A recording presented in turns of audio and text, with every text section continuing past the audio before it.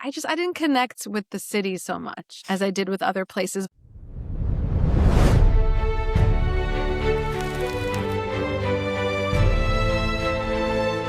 I'm Paul, and today we're opening a brand new door in the Whereabouts universe. Welcome to the Book of Tales. Moving forward, every other week we will step off the road and step into the library. This new series is dedicated entirely to the written word. We'll be sitting down with authors or diving into the books that changed the way in which I see the world and extracting lessons that you can actually use on your own journey. To write chapter 1 of this new series, last week I sat down with Sarah Aviram. She's a former Fortune 500 HR leader who left the corporate ladder to conduct a social experience on herself. We talk about the 30-day limit, we talk about the psychology of belonging, and why your dream destination might actually be your worst working space. But more importantly, she distilled all these experiences into a brand new book called The Scenic Route. Before we even start, I want to let you know that the book is available for pre-ordering now. Every information that you need is linked in the show notes description. Let's open this book. Here is my discussion with Sarah Aviram. Sarah, good evening and welcome to Whereabouts Tales. Thank you. Thanks for having me, Paul. Before I give the spoilers, I don't want to give the spoilers about you because I'm pretty sure that most of the people already know you, but I would like to first go a bit in the back of the story and ask you where are you originally coming from? I'm from New York, born and raised in New York. So New York childhood as well? Yes, not in New York City, but in the suburbs. Well, Queens, which is right outside of Manhattan, and Long Island, which is also not too far away. That's really cool. I have to say the best city in the whole wide world. It is great. It is great. Sarah, went to school in New York, studied in New York. Tell us a bit about your background. I went to college in the state of Michigan, so I went away for college, and then eventually went to graduate school for business in New York. So both in New York and away. Okay, and you went typically on the corporate ladder, let's say like this, and you got pretty up on the corporate ladder. If you want to share a bit of that as well. Thank you. I started my career in more of a sales kind of role, working for 2 different stock photography companies. And then I went to business school. So after college, I worked for 4 or 5 years, and then I went to business school. And then after that, I went into human resources at big corporations where they really felt that human resources was a strategic business partner. Not all companies believe that. So I wanted to go somewhere where HR is really seen as an important part of driving the business forward through their people. So that's where my career went. And I did that for 13, 14 years, and then eventually went off on my own. And I'm a keynote speaker, a consultant, and a leadership coach now. And an author. Before you took I'm sorry for interrupting you. Before you took the leap outside of or when you took the leap outside of the corporate world, was that burnout? Was that something that triggered you to take that step? Actually, so it was during COVID, during that time of the pandemic, and my company was doing massive layoffs. And so I was actually laid off, and I had just done tons of research on the future of work and remote work, and I had written my first book about it right as the pandemic hit. So the timing was pretty interesting because I had just done all this research and written a book, and then the whole world suddenly went remote and I got laid off. So I said, well, I now have all this information that companies need, so I'm going to go help lots of companies figure out the world of remote work. This was in May of 2020. So that kind of push helped me start my own business. And then you went. Was it in 2020 when you went on the trip? Let's say like this, to have 1 month in every country. No, so that was in 2019. So basically, the end of 2018, I was the head of talent development for a tech company in New York. And that's when I was doing a lot of the research on future work trends. And remote work was the big theme that kept coming up. So I convinced my CEO at the time that we have to understand, is remote work a perk or a benefit we are going to give employees? Are we going to hire people outside of New York? Like, how is this going to work? And I put together this wild business case that I should do a live experiment and live in 12 countries in 12 months and research the future of work and do my job remotely and understand the opportunities and challenges that remote work might pose. And I can't believe he said yes. And so in March of 2019, I started that 1 year experiment. So I came back exactly March 1st of 2020 as planned. And that's when the whole world went remote because of COVID. And then 2 months later, I was laid off. And then that's when I started my business. I have to say, from the timing perspective, it couldn't have been a better moment in time when you asked for that.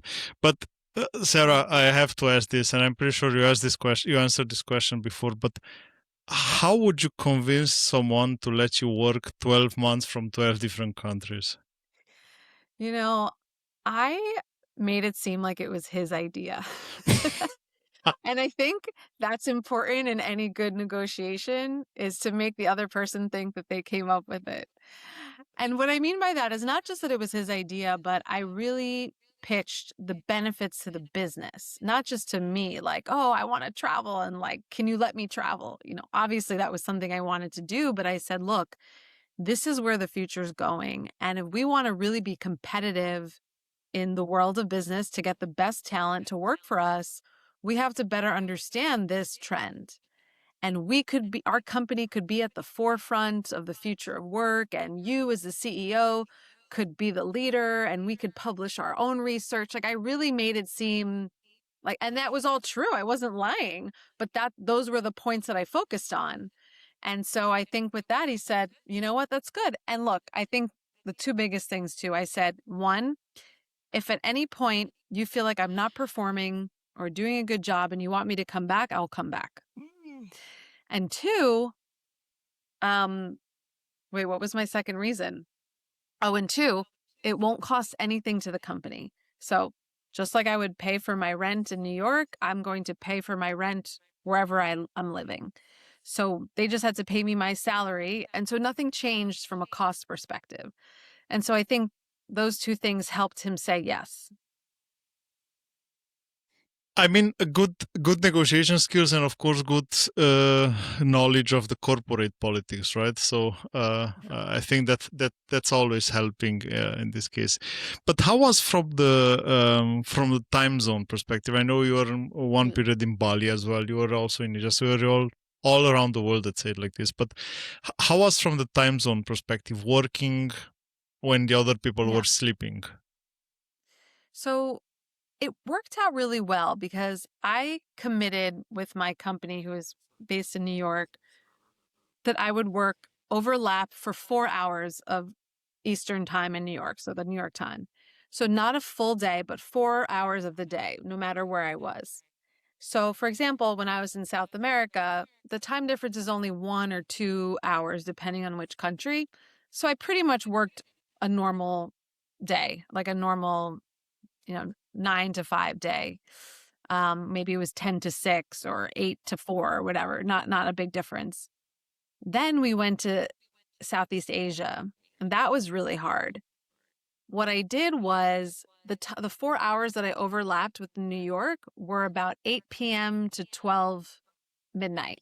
So that's when I would do my phone calls with anyone in New York. And then the 4 hours I could choose. So I chose to do those, let's say 4 p.m. to 8 a.m. I would do my own time. And that was the best because no one was emailing me, no one was sending me messages. So it was actually a really productive 4 hours of time by myself. And then I had 4 hours where I would overlap with my team. And then in Europe, it was really perfect because I wouldn't start the workday until 2 or 3 p.m. and I would work until like 11 or so. And people tend to eat dinner much later there. So it worked. And then I would have the whole morning to explore the city I was in. So from 9 a.m. till 2, I could explore. So that worked out really nicely. That sounds really good, because I think the one of the biggest challenges that you have in remote work is exactly this, especially when you work in a different country. Um, Mhm. Sarah, you did it 12 months in 12 different countries. Did you manage to do 12 different countries in the 12 months? Yes, 12 different countries. Okay. Um, we talked in one of the previous episodes, in more episodes, we talk about this permanent stranger feeling when you are an expat and when you are not, when you don't have a home base, or you don't have anymore your home base from where you grew up. You are the permanent stranger. You don't feel at home when you go back at home. You don't feel at home in the adopted country. How this went out for you? How this worked out for you in the 12 months you were Yeah. traveling? It's a great question. I got really lucky that I decided to join a program. So I was not traveling by myself. So this program unfortunately does not exist anymore, but it was called Remote Year, and they they're not a job provider. So you need a job you can do remotely, but they coordinated travel itineraries for professionals. And so I signed up for a program, and I was traveling with 30 people the whole year. So we moved together as a group every month. So we became like a family.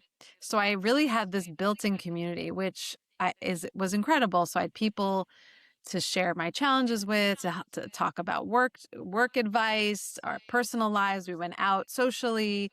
So it was really something special. And in addition, we tried to, at the different co-working spaces where we were working, make friends with locals, get, some of the local flavor, get recommendations on where to go. But you're only there for a month, so you get to know people and then you move. So that's hard. So it was really nice to have a group that was consistent. That makes sense. So that gives you somehow the family feeling that you need around everywhere that you travel. Exactly. That's really nice. W- was there a Yeah, time when the novelty fades away, like that feeling of always seeing something new? You don't want to have that. You want to go back to your routine. totally. I would say a few months in, started to feel that a little bit, but really, let me think. I would say around month 8 or 7 or 8, I got tired. It was kind of like, this is so much fun and I'm so grateful and this is incredible and I know how unique and this is, a lot of people don't get to do this. But, every month a new language, a new city, a new apartment, you know, and it was exciting, but you start to feel a little tired. Like, I just want the same routines. Like, you get into a rhythm of an exercise routine or your local cafe or whatever, and then it's time to move. And so, definitely the novelty faded a bit. And I started to I kind of just want to relax. I don't want to go out that much or explore. And it was interesting because that happened around when I was in Malaysia and we were there during rainy season. So it would rain pour from 3 o'clock, through till almost the evening. And so it kind of gave me an excuse to relax a little bit. Honestly, I wasn't upset because we'd been going, go, go, go, go, go for so many months. So it's kind of like, okay, before it starts pouring, I'm going to relax and I'm going to stay home. So yeah, that's it happen. You've written that remote work is often like a band-aid for dissatisfaction, for deeper dissatisfaction, and we talked a lot here in our podcast about moving from one place to another in search for a better life, a better quality of life. Hmm. Um, was there a moment when you realized that changing the time zone doesn't change your internal being at all? Yeah. It was interesting because it wasn't just me, but so many of the people I was traveling with. As you said before, it's the novelty fade. So the novelty begins to fade, and people start to think like, you know, I convinced my boss to let me do this because I thought it would make my job more interesting or more tolerable. And it certainly does that. And having that freedom and flexibility is incredible and being able to work from anywhere. However, if you hate your job at home, you're also going to hate it abroad, you know?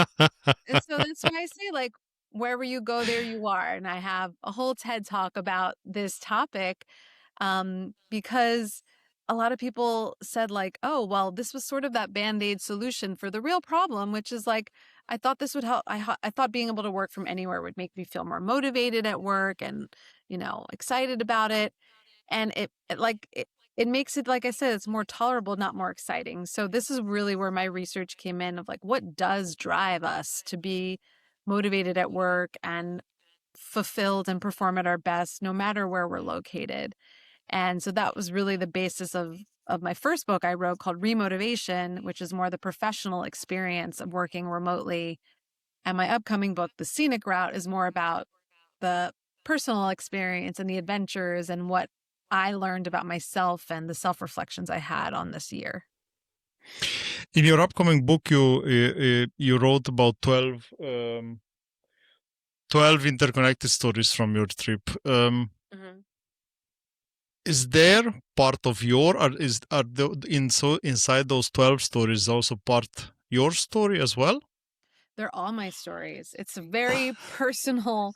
It's almost like I published my journal, So at first I said, oh, I don't know if I want to include all these personal things, but they're very human and they're all the emotions you go through during times of change and challenge and meeting new people and trying to make friends and wanting to feel sense of belonging, but also feeling vulnerable and trust and identity and just all of these human emotions and feelings and challenges that all of us face.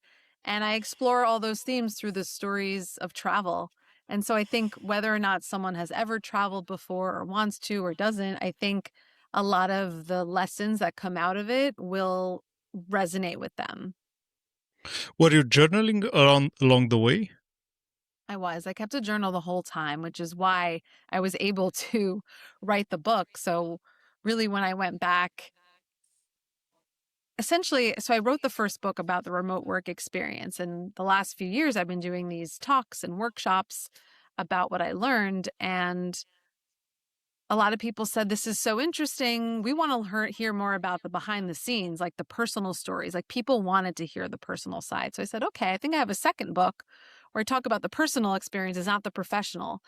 And so I went back through my journals. I went through my photos, WhatsApp messages with my friends that we shared the whole time. I mean, there was so much I had, and I kept a blog during that trip. So I had a lot of resources, and I kind of chose one interesting core moment from each month. And so the book is like a book of stories, short stories, one from each country. It's very nice. I will link the pre-ordering. I think the pre-ordering link is already available, right? I will link it in the show notes descriptions. Yes, in April. Mm-hmm. In April, maybe you can say some things about the book when it's gonna book. So for pre-ordering starts in April, and then the official launch is gonna be somewhere in summer. In August 18th, yes. In August 18th. Okay, yeah. so I will link. Yeah, please. No, what's great is that the book, if you pre-order the book, you get the first 3 chapters right away, so you get to dive right in. You get a book club discussion guide, which can also be used as a self-reflection guide, and ask lots of questions about some of the themes in the book that will create really interesting conversations with some friends or just for yourself. I also created a work team discussion guide, like how can you talk about the themes of identity and belonging and vulnerability in a work setting. And then there's a behind the scenes interview between me and my editor about how we put the book together. And so if anyone is ever curious about how do you write a book and what stories do you choose and how does it come together, so we kind of talk about all of that. Cool. I will link the pre-ordering. I will put the pre-ordering link in the show notes captions. Great. I want to ask you about safety, but as you mentioned, you travel with the group. I don't think was ever a question about safety, but I think there's a feeling of uncertainty, right, about what will happen in your country. How were you dealing with this? Yeah. Not everywhere did we feel that, but certainly there were several cities. We were also told by locals what was safe and not safe, and so we took that seriously. Like, for example, in Cape Town, South Africa, they said, even if your friend lives 5-10 blocks away, don't walk at night. Just take a taxi, take an Uber, don't walk by yourself. And so that was kind of a bummer to hear, you want to be able Mm-hmm. just to walk a few blocks on your own. But that's what the locals told us. So those were the things we did. As often as possible, we tried to do things in groups and pairs, if it wasn't safe or it was in that night. Um, so I think for the most part, we were okay. There were a couple of incidents, more minor, people's phones getting stolen or things like that. Nothing too scary though. Sarah, would you recommend to someone to do this, to discover themselves, or would you recommend them to do this just to see that there is not a definitive change in the way your job is, like you mentioned before? Yeah, I would recommend anyone to travel. I mean, travel's an incredible way to learn about the world, to learn about yourself. I understand it's not an option for everyone, whether you don't have the time or the money or whatever it is. I think what travel gives you is contrast, a contrast to your daily life. So you can create that in a lot of ways without having to get on an airplane.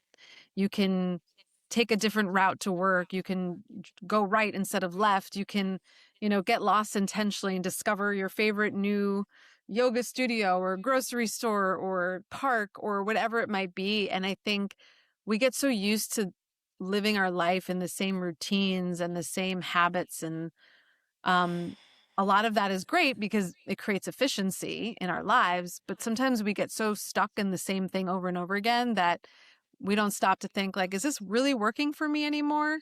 Like, are these habits aligned with my current goals or priorities in life or passions or things that excite me? And so I think switching your routines, doing things a little differently than you normally do can give you that sort of refreshing um, outlook that travel can give you.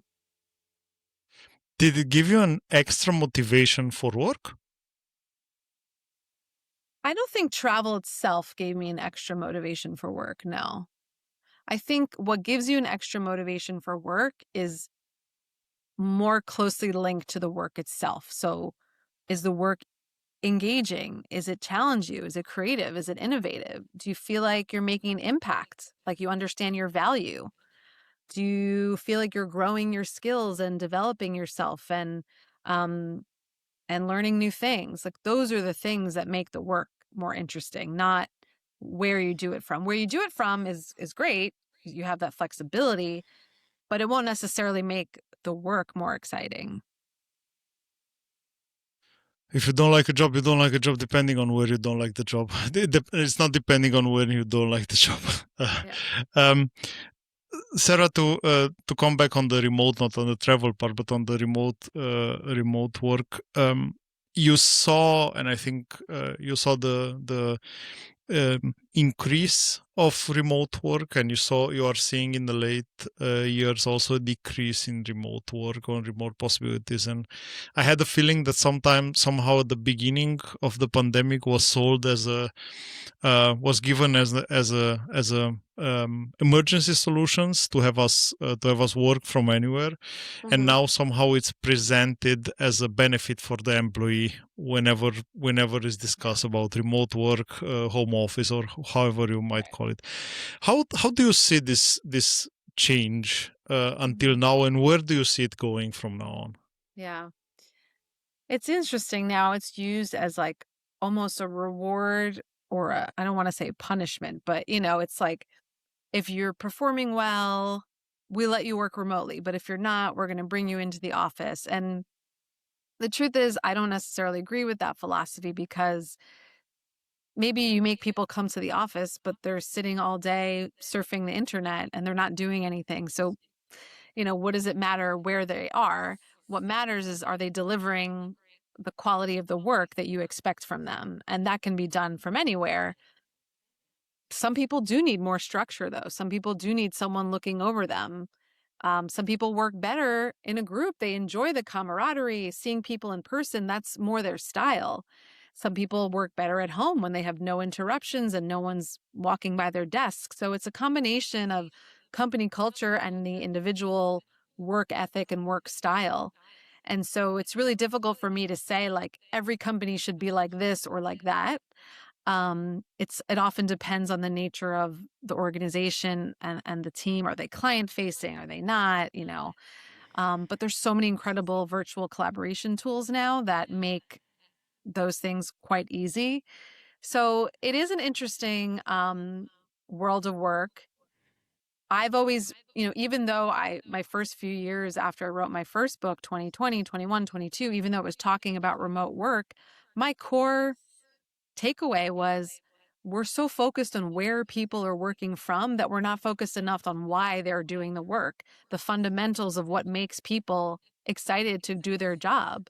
Are we like, so you can give them the perk of you get to work from home, but what about the perk of giving them an opportunity to work on an exciting project that they've never been able to do before, or um, or go directly into the client meeting to hear firsthand the challenges the client is having versus you telling them later and not inviting them to that meeting, or giving them the ability to the company pays for a course that they take outside of work to help develop their skills. So working from home is one perk of many that would help someone stay engaged and motivated and perform at work. That's how I see it.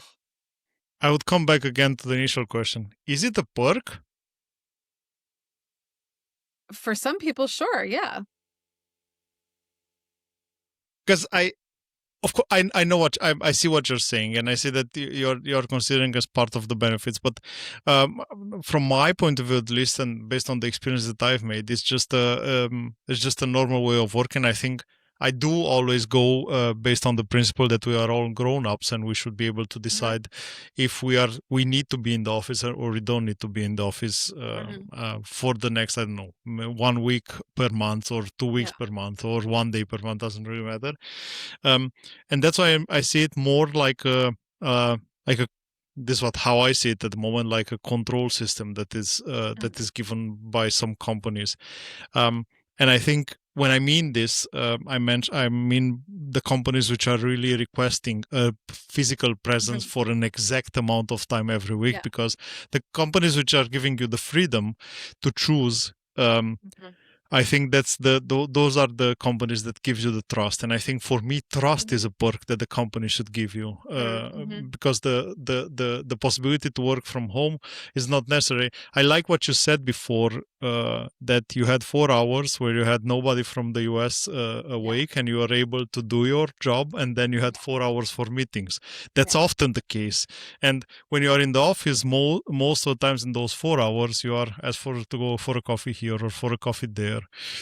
I have a different statement here that I want to ask your opinion on. I think there are a lot of people who are managers because they want to be a manager, because they like the control. How much of the remote work, of the coming back to the office policies, do you think is coming from there? Coming from managers wanting to have more control. I definitely think that's part of it. Look, I think even some managers, they want to work from home too, and the executive team is like, no, you have to be in the office and set an example, so that's challenging. Yeah, some of it is, I agree with you that like sometimes needing to see people in person is, it can be because you enjoy in-person collaboration and that's your style and it gives you energy, but it can also be because you don't know how to manage people any other way. That if you don't see them, you don't know what they're doing, and that's an issue in of itself. It's like, well, why aren't you, do they not have clear goals and deliverables? And that's how you know that they're doing the work. Like, why do you need to physically see them to know that they're doing the work? And so I agree, for some managers, it is more of a control tactic than it is, a tactic for ensuring great work. I see often things like this are happening, and I do think that at the beginning you need to be in the office. Whenever you start new in a company, you need to be there to know the people. I think the training period is easier at the beginning when you are there in persons. But I think, as I said, this level of trust that is growing with time, I think that's something that the company should give. You mentioned your first book, Sarah. Do you want to share a few details of your first book? Yeah, the first book is called Remotivation, The Remote Worker's Ultimate Guide to Life-Changing Fulfillment. So that's really focused on the 6 core drivers of fulfillment that I discovered from my research. And so that's our relationship to our money, our identity, routines, growth, impact, and joy.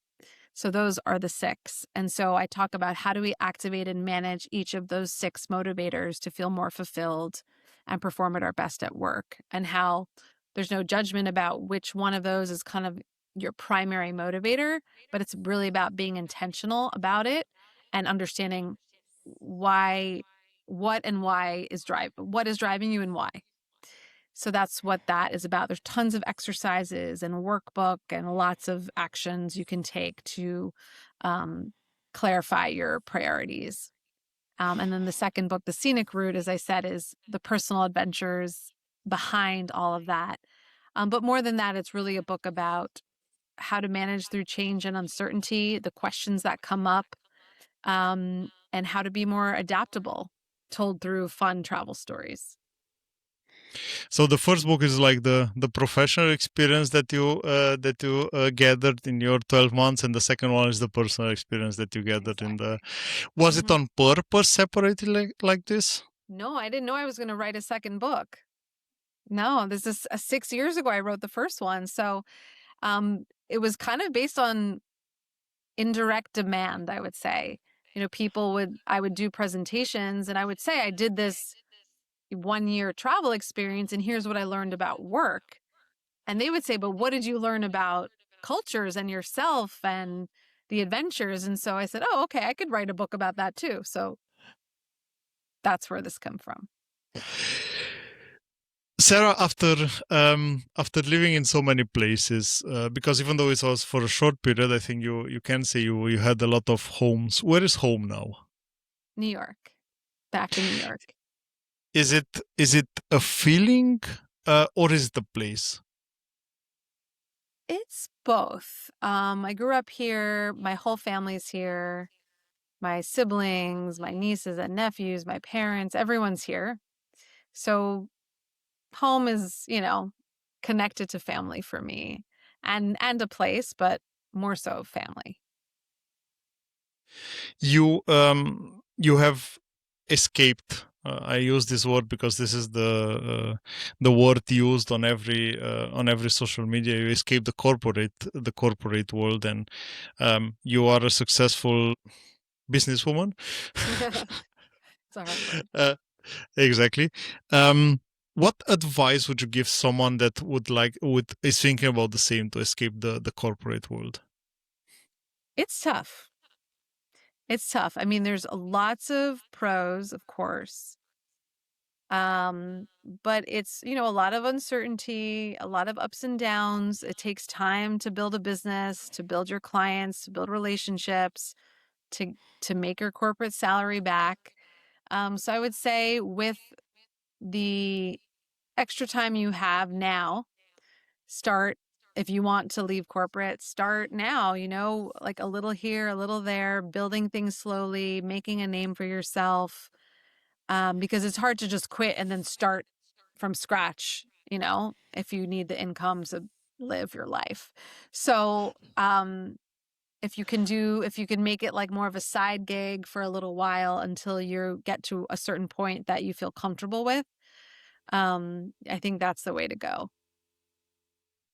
Can I ask you, Sarah, what's your USP that you are having for on your company? What's your unique selling product that you have? My unique selling, what's the Pro- B? it's P product Oh, USP. product. I have not heard that term. I don't have a No, product. I sell services. I mean, my books are the products.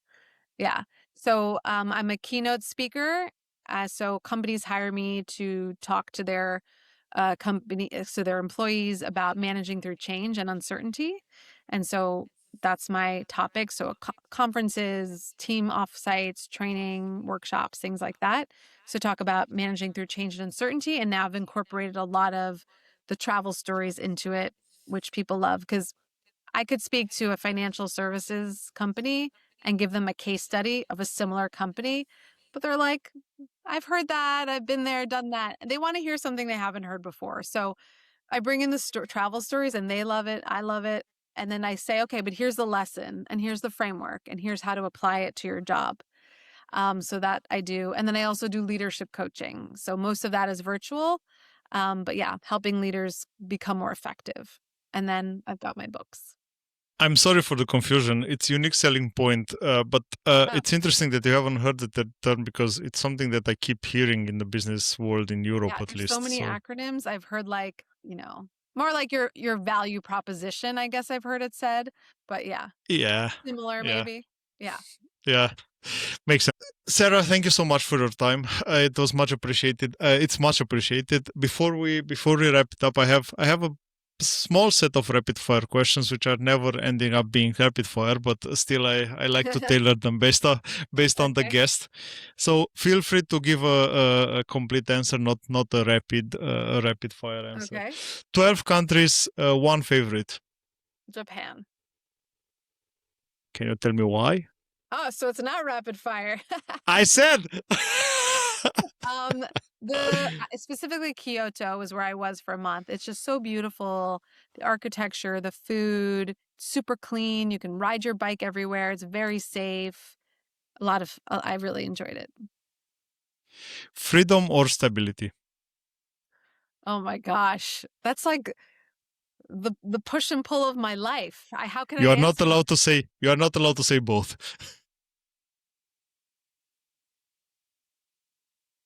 You know, it's so interesting because my whole life is freedom, freedom, freedom. And I would say like now stability if I had to choose. That's so interesting. That's so Yeah. interesting. I think it's. I'm sorry. I told you it's not rapid fire, but I have to say something. I think the comparison is the death of happiness because we try to compare we try to run for the things that we don't have, and that's when we get them, it's getting boring, and then we try to get for the next thing that we don't have, and Yeah, ask me again next year. I'll say freedom. exactly. Uh, One skill for the future of work. Adaptability. One sentence from your book. Mm. Um,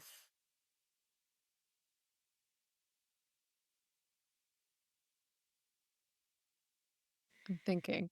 This is not rapid fire. I'm not Um, saying anything. I'm just waiting and listening. okay. It's from my chapter about Thailand where I talk about identity. And it's a long story, but at the end of it, I say, I was left with two questions. Who am I when I don't have to be anything or anyone? And who am I when I allow myself to be everything? Okay, that's those are two hard ones. Those are two hard ones. um, Sarah, one country where you say the 30 days were not enough. Mm. Lisbon, Portugal. I felt like this is a place I could live, not just visit. Oh, it's a sweet freelancer spot in Europe. I think it's one of Yeah, the most popular, Lisbon. for good reason. And and one country where you say 30 days were too much. No, I don't want anyone to get mad. Um, for me, it was Kuala Lumpur, Malaysia. Yeah, Okay, just yeah. because it was the city only. No, I love cities. I think um maybe it was also there. I was there in rainy season. It was super hot. There's a lot of malls. There's a lot of nature too, but I didn't connect with the city so much. as I did with other places, but it could have been like the timing of the order of that year. Maybe if that was first, I would have been excited, but that was around the time where I got tired. Sarah, thank you very much for today. I much appreciate your time. I will link all your I'll link your website and the link of your 2 books in the show notes description for anyone that wants to find them. And maybe one day when the third day will come out, or third book. Third book. Oof, yeah, maybe. I'll be back. We get to do this again. Thanks so much. Good. Thanks, Paul. Much appreciated time. And that closes the chapter 1 of the Book of Tales. A massive thank you to Sarah for being here today. If her story resonated with you, do not even leave this app. The link to pre-order her book is the first one that you can find in the show notes. Next week, we are back on track with a fresh episode of Whereabouts Tales podcast. Make sure you're subscribed so that you don't miss it. I'm Paul, and this is a Whereabouts Media production. Keep exploring, but never forget to ask yourself why. See you next week.